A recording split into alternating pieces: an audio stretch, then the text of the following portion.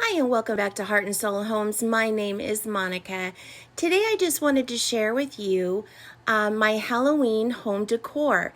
This year is a little bit different. I'm not really decorating inside my home as much, and I just decided to really deck out the front patio and just bring the Halloween fun to the front patio, a little bit to the front entry just to, bring it in the house, and just a little bit sprinkled in my dining room.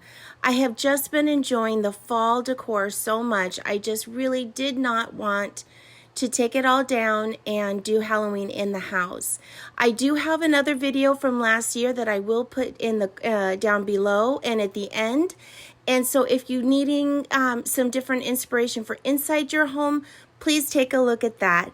Otherwise, just sit back, enjoy, and let me know what you think below. Have a great day, and I'll see you in the next one.